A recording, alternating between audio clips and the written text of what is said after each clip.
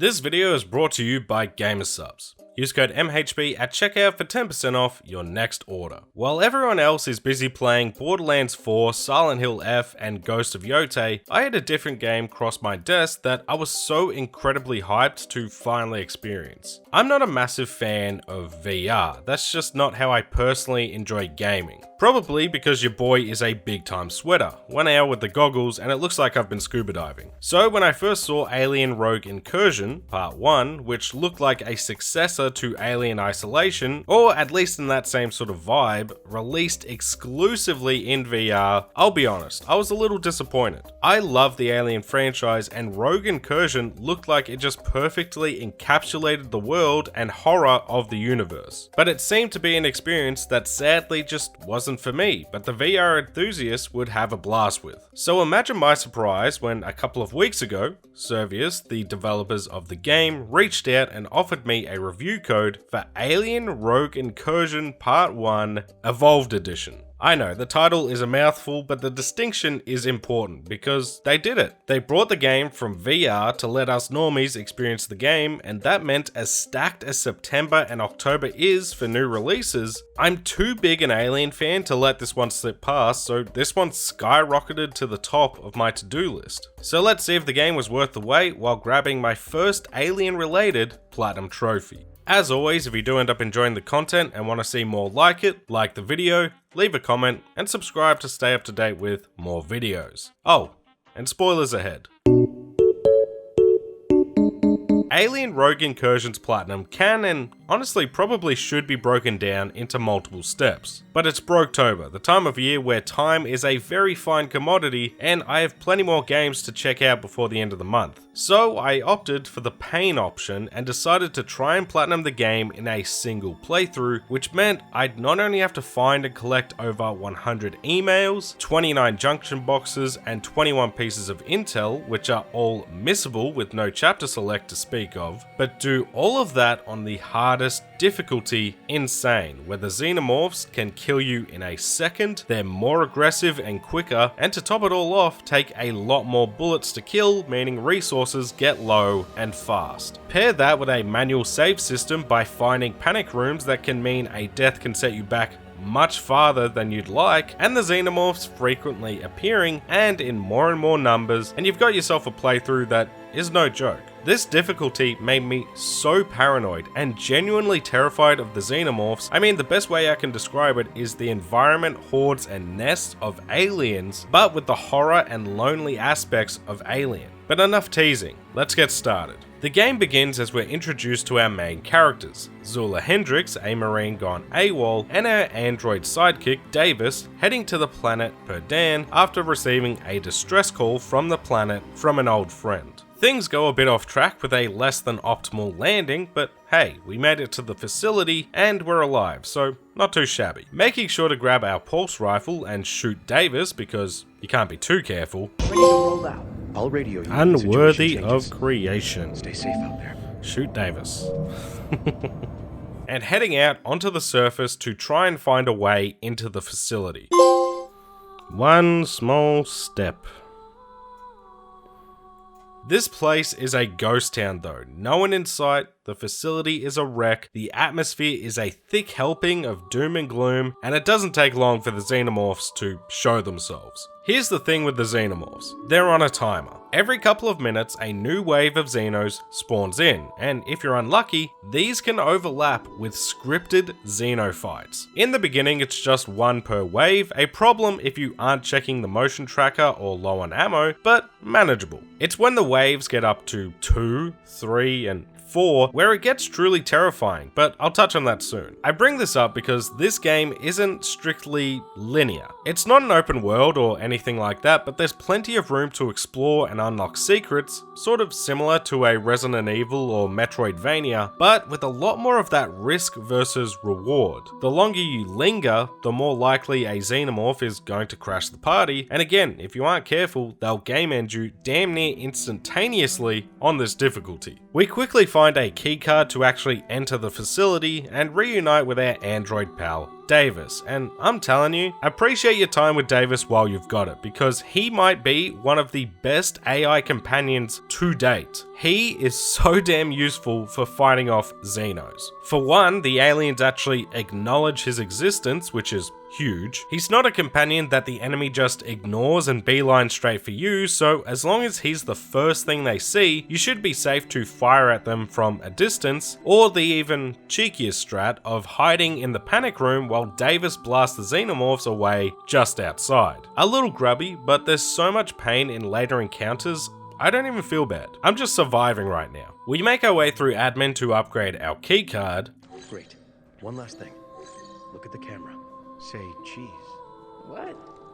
My eyes. That makes you an employee. Thank you for being part of the team. And end up in the mess hall, where we ultimately get cornered and surrounded by xenomorphs. You know it as soon as you enter the room. It's stocked with ammo and health to keep you going. The question is, how the hell do we make it out of here alive? Well, step one is again, using Davis as a shield, which is useful as always until Davis walks off. And a xenomorph sneaks up on you, leaving you a scared little pup in the corner, and accidentally getting a trophy for damaging an enemy with one gun and killing them with another. Whew! Perfectly executed. Holy crap. That was close. Ultimately though, Davis goes down and it's just us now. So let me explain my rationale for these fights, because you need a survival strategy for the hordes and waves of enemies. You can run and gun if that's your playstyle, but again, Xenos can appear from so many places, the ceiling, the vents, the floor, it's a lot to keep track of, and they can and will leap at you if you're too out in the open. So that wasn't really how I played, bit too risky for my blood, and instead for me, it was about limiting where the Xenos could attack me. Find something I could turn my back to without fear of getting grabbed, and just focus on what was going on in front of me and setting up grenades for good measure if I had any. This method isn't foolproof by any means. You can definitely get overwhelmed if you don't stun the Xenos, miss some shots, or just get generally unlucky with a few too many Xenos coming after you all at once. Again, it takes a lot of bullets to take these bastards out, and the AI for the most part is pretty ruthless, but it was the most consistent way I found of actually making it through these gauntlets. Case in point, as here in the mess hall, I took out 5 xenomorphs after Davis went down. They just keep coming. Duty remains. Okay, kill 5. That's not too bad. But we end up getting overrun nonetheless. Goddamn hands off! Game over, man. Game over. Surprise, that was supposed to happen. As we wake up in the alien nest. Perfect. There's not really anything we can do. We're getting face hugged whether we like it or not. But that doesn't mean we go out without a fight, as we grab 2 trophies here thanks to our pistol being perfectly placed at shoe shooting range, for killing 6 face huggers while cocooned and killing an enemy with our last bullet. Sleep when you die, for killing an enemy with your last bullet, and perfect organism. Shit. No! Shit. But again, we inevitably get infected, and now we're on the clock. Because we have a chestburster inside us though, the xenomorphs don't attack us here unless we attack first, which is cool. Anyway, we reach Davis, who is in terrible shape. The mind is willing but the body is failing type of situation occurs, and now it's up to us to get Davis into another vessel and get the hell out of here. But first, quickly exploiting the Xenos, letting me get up close and personal, and attacking them with the plasma torch, which, well, goes about as well as can be expected. Yeah! Becoming hysterical. But back to escaping as we find the riot gun, the last of our 3 weapons in the game. Well, Davis, once I start 4 shooting, close all bets are off. encounters. If I don't get a chance to say this later, thanks for everything. It would have been cool to see the smart gun or a flamethrower in the mix as well, but maybe we'll get lucky with that sort of stuff in part 2. Anyway, with the riot gun and plenty of exploding barrels nearby, I decided to go for another trophy, for killing 2 Xenos with 1 barrel explosion. This is trickier than it looks. On Insane, you sort of need to tank a hit from an alien first to buy time for another one to get into range, but obviously that is a hit and miss strategy. Yeah, there we go. Adios, muchachos. Whew. But with that done, it was time to start up one of the hardest sections in the game. We needed to escape via the elevator, but once you turn it on, the nest wakes up and you need to survive the horde. This is tough, especially considering you only have the shotgun and revolver, and the Xenos are absolutely everywhere. My strat here was to hit the elevator and run straight back down to the panic room. You can't close the door in this one, but again, it leaves only one point of attack for the aliens. From here, try to use the explosive barrels to your advantage. When they're gone, use some grenades. And when it's just your guns, hope you get lucky and they run at you one by one. There is a bit of luck involved, but with this method, I was only stuck here for roughly 10 minutes and got another trophy for killing a xenomorph as it's leaping at you. Ooh! That was so close. But after surviving the horde, we escaped the nest with Davis's head by our side, making sure to dunk him in the waste bin for a quick trophy. Bring him back. 97 All-Star. Before plugging him into a computer and transferring him into our datapad. Sitting around and talking. Android on board. With time limited for our pair of protagonists, we decide the best course of action with the time we have left is to expose this mess of a situation to the public. There's something being covered up here and it needs to be brought forward. But communications have been jammed since we got here, and now that Davis is in our datapad, we can try and fix that. We fight our way through plenty of xenomorphs along the way, finding our way back to the mess hall to pick up our trusty pulse rifle once again. Personal friend of yours? And, well, realigning the comms dish and getting our message out is yet another tough section. More waves of enemies and really nowhere good to set up camp. There's this spot near a broken door behind some boxes, but it's not great. The Xenos bombard your position, and while it helps me grab the trophies for getting my 30th kill with the pulse rifle and riot gun, it wasn't going to help me win. No mercy.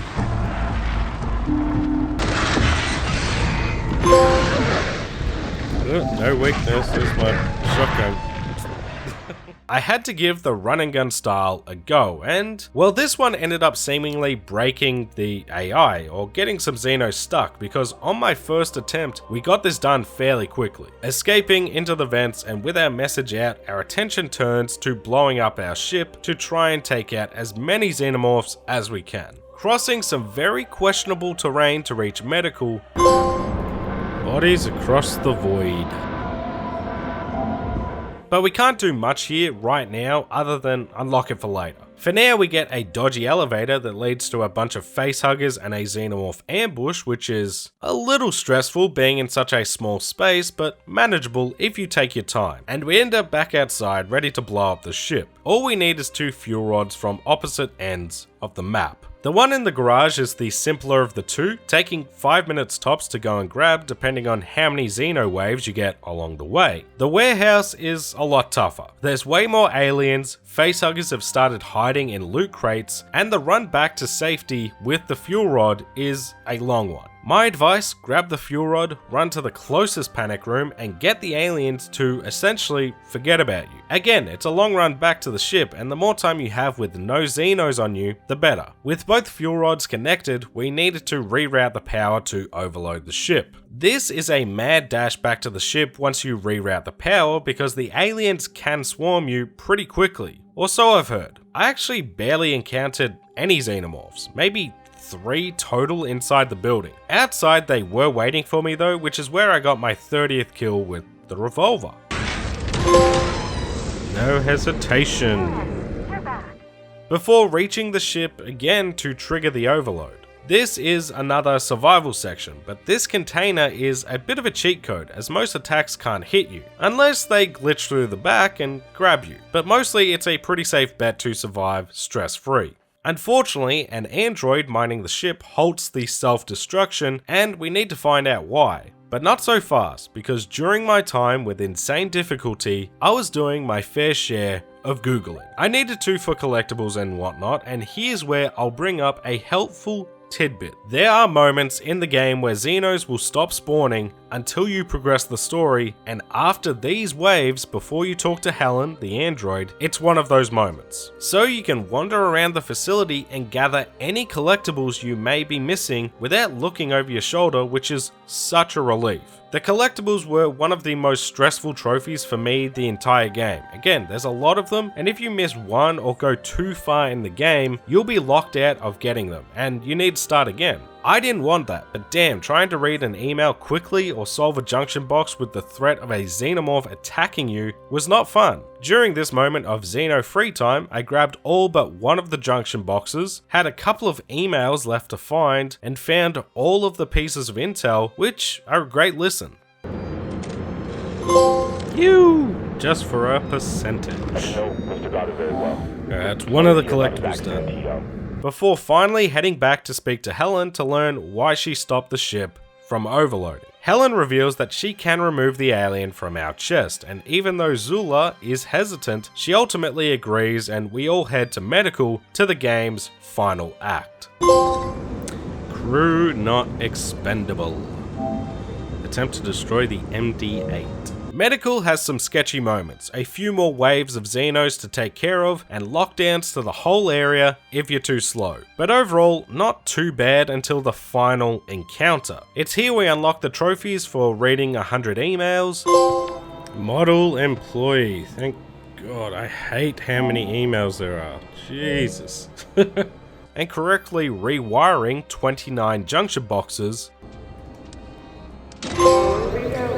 Amanda's adherent, and progressively set up the place for surgery. Time to get this little bastard out of us and rest up. Yeah, just joking. No rest for the wicked, it's boss fight time. Phase 1 is a joke. Just wait to trap the big Xeno and survive a wave of aliens. Quickly getting the trophy for shooting a grenade with the pulse rifle for the hell of it. Payload exposed. Before the stressful part comes in. The boss can only be damaged after an explosion, and timing these, at least for me, was a struggle. You're better off saving up your grenades for this and leading the boss into them, because trying to find these valves can be a needless stress, as this boss is a quick one and will do some serious damage if you let them get too close. But somehow, after a very poor performance, we do slay the beast. Carver, our friend we were searching for, finally reaches out, and the game ends with a very ominous android screaming us into a teaser for part 2. Yes! Good with the bed. Holy crap, my heart is racing, man.